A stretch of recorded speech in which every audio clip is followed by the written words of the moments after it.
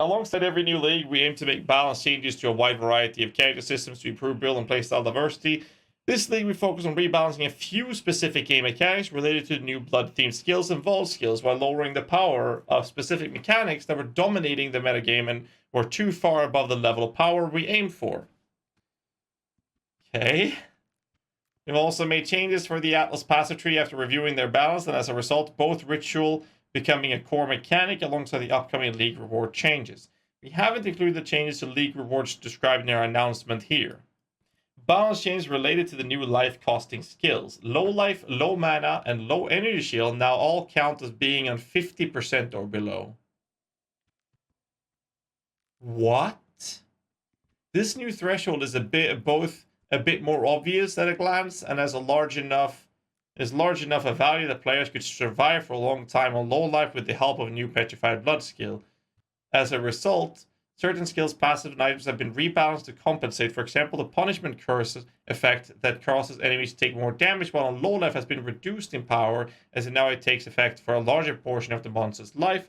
We made similar changes to the Assassin's Ambush and Assassinate passive Infernal Mantle Replica's Last Resort. The Blood Magic support team has been split into 2 gems, as the lack of damage multiplier made it a poor choice for primary skills. Now, each of these new supports is balanced for the appropriate use case. There are a smaller number of passive clusters on the passive tree for generic physical damage, as well as physical damage over time multiplier to better support the new skills. Certain sources of bleeding damage and damage over time multiplier for bleeding have been changed to physical damage over time to let them apply to corrupted blood. And the new Reap and Exsanguinate skills, these include the Gladiator's Gratuitous Violence passive and Ascendant's Gladiator notable. Not all bleed-related passives and modifiers and items have been changed, so a full bleed-invested build and a build using both bleeding and corrupted blood won't always look the same. Corrupted blood now never counts as bleeding damage, so reductions to bleeding damage taken no longer affected. The Staunching Flask modifier and Pathfinder's Master Surgeon note will now state that they apply to both bleeding and corrupted blood. Okay, thank you. Oh, I got scared there for a few seconds. Corrupted blood damage has been rebalanced. It's more consistent between sources, so specific monsters that had a very high corrupted blood damage will no longer be as strong, while others that dealt almost no damage will be dealing a more noticeable amount. Okay. Bladestorm now has a multiplier to bleeding damage while in Bloodstand, similar to the multiplier on Lacerate, to enable bleeding builds on the blood-themed skills. The Elder Influence weapon modifier that grants a chance for poison or bleeds inflicted with this weapon to deal 100% more damage have been removed. In their place, Elder Influence weapons can now roll a new local poison or bleed damage over time modifier. The double damage chance modifiers were too multiplicatively powerful for these builds, providing power that only modifier granted, so they've been changed and affected as additive with other bleed. What the? What? I mean, I get it for the poison, but I mean, how many people actually played bleed builds? I mean, rip that one guy per league that makes a bleed build. I mean, I guess the bow bleed blows, the glad bleed, blow bleed, blah, blah, blah, blah, blah, that they were being played, I guess. But still, I mean, it still wasn't that much. I mean, I guess like Quinn, probably. The way skills specify cost has been refactored. Skills now specify what resource they use. Consequently, stats can specify whether they affect all cost reservations or some combination. For example, the Righteous Decree notable in the Templar now reduces mana cost of skills, while the Tireless notable affect all skills cost. Some existing passive skills and items have been updated to affect all cost of reservations, but many effects are now resource specific where appropriate. Like the Inspiration support, these changes also open up new possibilities for alternate costs. For example, the Chainbreaker Keystone no longer removes rage on hit, instead adding a small rage cost to all skills, which would then be affected by skills cost modifiers. This has allowed us to keep Chainbreaker functional with spells while still losing rage when used alongside skills that don't hit, like the damage over time spells. As a major benefit of these changes, reservation skills no longer have an associated cost by default, so you don't need the current mana available to reserve a skill. Even when your mana is completely depleted, you can still enable an aura, making it much easier to swap out auras or turn one on again if you accidentally disabled it. That's amazing. That's actually amazing. I love this. To show what they're talking about, basically it's like this. If I turn off my auras, I can't turn these auras on until my mana is up there. Because without the mana being up here, I can't turn on the auras. But now with this change, I'm going to be able to turn on these auras despite not having that mana, because you see this, now I have enough mana to reserve my hatred. If I do that, I still can't turn on my Skaterbots until my actual mana is there, because this will just cut off the reservation. So that's actually a really nice change, to be honest. So once my mana reaches the almost full, then I'm able to turn on the Skaterbots. So that's the change they're doing there. That's actually a really nice change. I like that. Where was I? There. Because of this, mind skills now have both mana cost and mana reservation. This means that both modifiers of cost and reservation both affect the appropriate parts of mind cost. So Indy can no longer provide spell damage without affecting mind cost at all.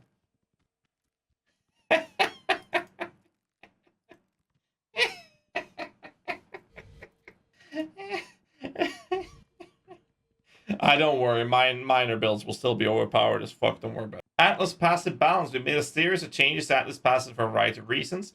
Certain modifiers provided more rewards than average rewards granted by Atlas passive, so we've had their chance of rewards lowered. Some are obvious ones like high value targets or diplomatic escorts, while others are more subtle like Seance, which effectively added so much item quantity to areas that it was subtly boosting core drops like maps more than a single Atlas mechanic should. Certain modifiers provided fewer rewards than the standard reward, increase per point invested, so have had their chance of rewards increase. For example, the rewards from the invasion exotic goods notable have been improved. Certain effects have made more sense grouped together, like the incursion passive saying all monsters incursions are at least magic, has been moved off Glenarcane's onto the existing time dilation modifier on Lexajoris. So Lexajoris is now completely focused on having more rewarding individual incursion ones, and Glenarcane focused on creating the best possible temple. Ritual has been added to Haywark Hamlet with two notables available. It replaces Beyond Here. Power Hungry no longer exists, and the per demon notable has been moved to Glenarcane's at a slightly lowered value, as the pun was too good not to keep. Vaal skills. God damn, my nose is itchy. We made a balance pass on damaging Vaal skills, making them more interesting choice relative to the Vaal skills that provided ongoing buffs. We want damaging Vaal skills in particular to have more reasons to be used by a larger variety of builds. The uptime for Vaal skills have been improved via various means. Soul generation of unique monsters have been increased to 6 souls per 2% life loss with a 1 second cooldown. This is twice as many souls as before. So I'm still only going to get 6 souls per boss. Damaging Vaal skills have had their soul gain prevention time lowered relative to the duration of the Vaal skills. For the Vaal skills that don't have a duration or ongoing effect, the soul gain prevention time is usually just 1 second. Reduce the Vaal soul cost and or increase the number of uses on Vaal skills that have relatively lower impact per use compared to other Vaal skills. A balance pass has been made on all damaging Vaal skills. Note in all cases these have been buffs except for Vaal Righteous Fire, which now provides less damage to spells while active and now sacrifices a larger amount of your total energy shield and life. We felt that it was too easy for any spellcaster to use this skill to get significantly more spell damage for a long duration, with very little downside. Note that the fire damage over time aspect of the skill has been increased, keeping this an attractive option for builds focusing on burning damage. It's about fucking time that happened. We have introduced several new unique items and made adjustments to existing ones to either give higher uptime of Vaal skills at some cost or allow you to utilize Vaal skills more easily on builds that struggle to fit them in.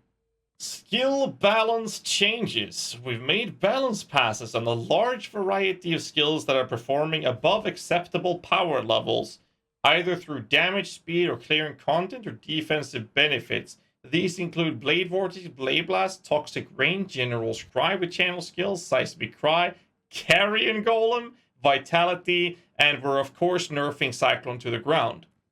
Frostbomb and Wave of Conviction have had their exposure values lowered, as these skills provided too large an element of resistance reduction compared to other mechanics that have had higher investments or penalties against bosses. Flesh and Stone now has 35% mana reservation from 25. That's big, because Flesh and Stone was massive for defense. The defensive power of the skill in Stand Stance and the offensive power in Blood Stance was too high relative to other reservation effects. This just continues to emphasize the idea that minion builds you should just cold converts. We've added a small reduction to Stand skill reservation cost on the Blood and Stand specialization cluster near the duelist to bring the cost down slightly for appropriate builds. Vigilant Strike and its Threshold Jewel, the Vigil have changed how they handle Fortify duration and duration granted, so that the Vigil doesn't result in a very long duration of Fortify effect. Instead, granting a shorter Fortify duration with a higher level Vigilant Strike, Vision Strike's base fortified duration now scales with the gem level rather than through the increased fortified duration stat. Previously, players could get 30 seconds of fortify from 2 sockets and a single jewel, which was far too cheap for the defensive power offered. Sure. Divergent Berserk alternate quality now grants the Berserk buff 0.25% more spell damage per quality from 1%. The effect was providing too much damage to spellcaster when paired with the effect that increases in gem quality such as enhanced support. General balance changes, it's all nerfs. Quivers as caster offense. Critical strike chance, crit strike multi, damage over time multi, and chain modifiers on quivers now only apply to attacks or bow skills. The Signal Fire, Rigwell's Quill's unique quivers have also had their physical damage added as fire and projectiles fork modifiers changed to be with attacks only. You know, we talked about the bowcraft yesterday. Yeah, fuck that idea. Bows with a quiver could outclass many caster weapons for a variety of builds, so this change brings total offensive power to a more reasonable balance without removing the option entirely, and also makes a lot more thematic sense. It makes sense. It's weird that it's been like this for so long. I think this is good for the game. Kind of hurts the idea I had, but, you know. It's fine. I think it's good. Physical Explosion Body Armors. Why are they typing out the entire name? Just write Explodey Chest. Everybody knows what it is. Influence and Synthesis modifiers that cost enemies killed to explode, dealing physical damage, and no longer have a 100% chance to apply.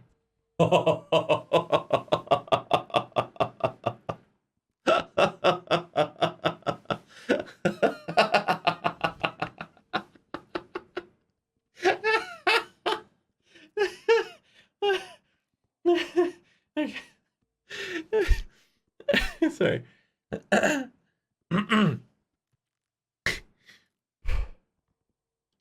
Their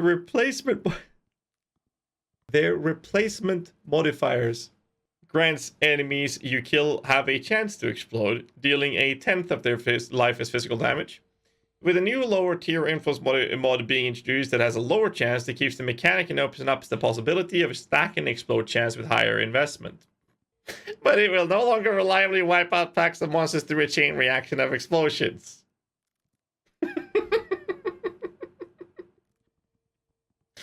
You know what this means? You'll just change shit with Impulsa instead. This is gonna be amazing. I love it. Oh, I love it. Harvest monster. Oh, don't type harvest in this. There's gonna be so many people bitching about the word harvest being included in a post. It's never good when GGG states harvest in a manifesto. The base life of all harvest monsters have been reduced by 30 to 50%, but harvest machinery gives monsters around 100% extra increased life on average. The intention is no difficult to change in harvest fights, but harvest monsters created with a desecrate skill have life values more in line with other desecratable monsters in the game, so they're nerfing DD builds. Oh god. This is to address corpse explosion builds getting a significant damage boost from having specters of specific harvest monsters. The strategy still works, but the difference in monsters used won't be so significant.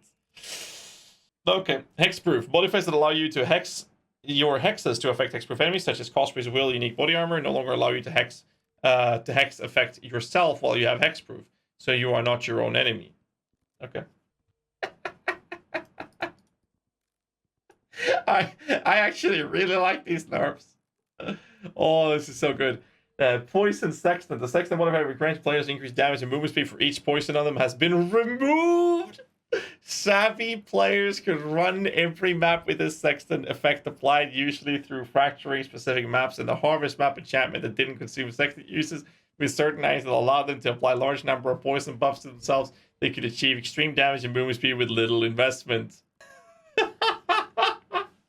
Note to partially compensate, as we believe self poison is an interesting playstyle, we've added a new unique item that retains the damage and movement speed per poison stat. However, these stats will now be capped at a specific value.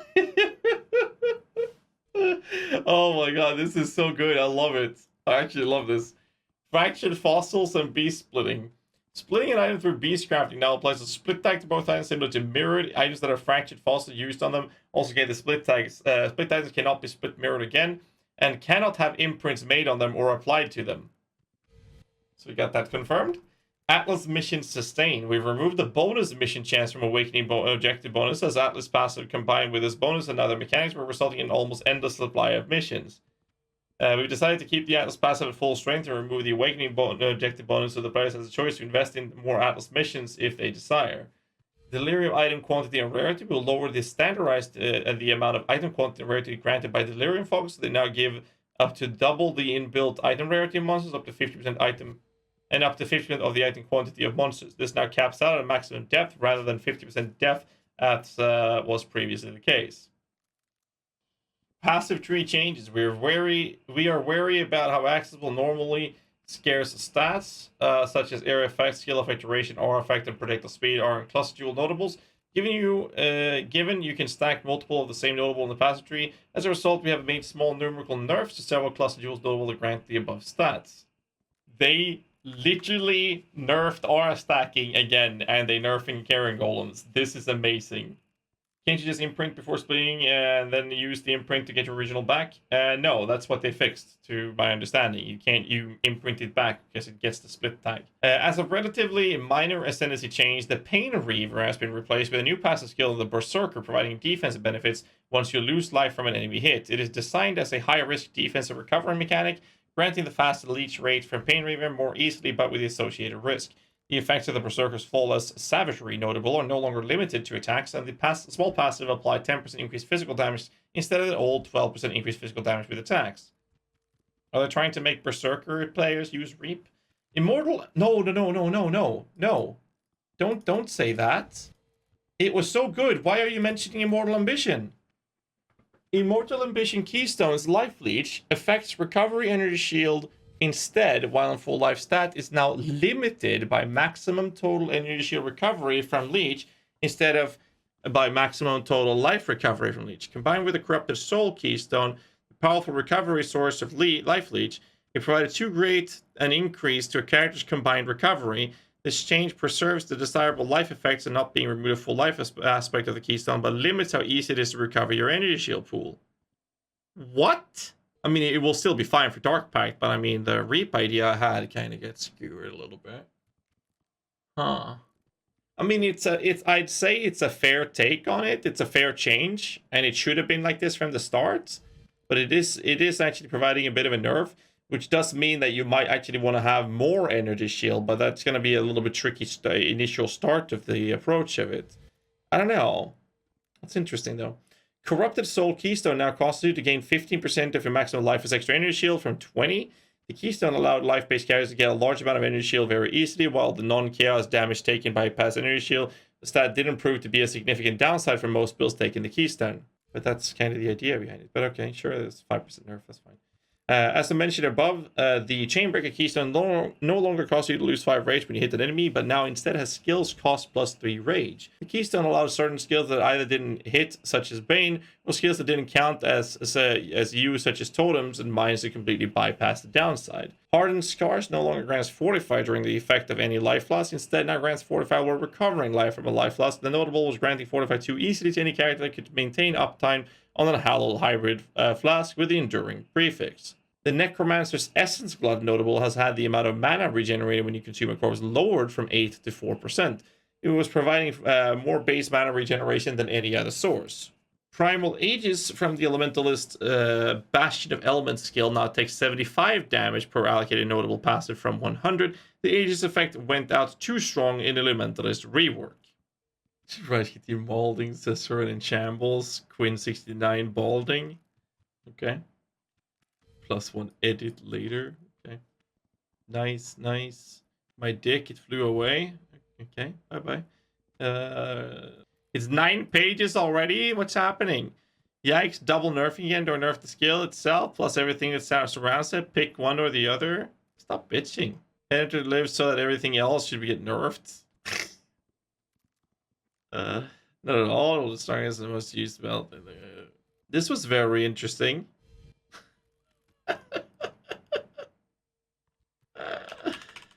The nerfing carry goes. Oh god, yes. Oh, I'm so happy with this. Oh, Spectre untouched, by the way. This is actually amazing. Like, actually amazing. So, Headhunter's getting nerfed, Aura Stacker's getting nerfed, Carrying Golem was getting nerfed, Exploded chest getting nerfed. Casters using bows with a bow approach for casters getting nerfed. I love this. This is amazing. Anyways, that's all we have. Guys, hit me up in the comments below what you guys feel about the manifesto. I am thrilled. I actually really, really like these changes. But let me know in the comments what you guys feel about the changes. I absolutely love them. And make sure you hit the like button, subscribe for more content. Till next time, stay safe, keep rocking.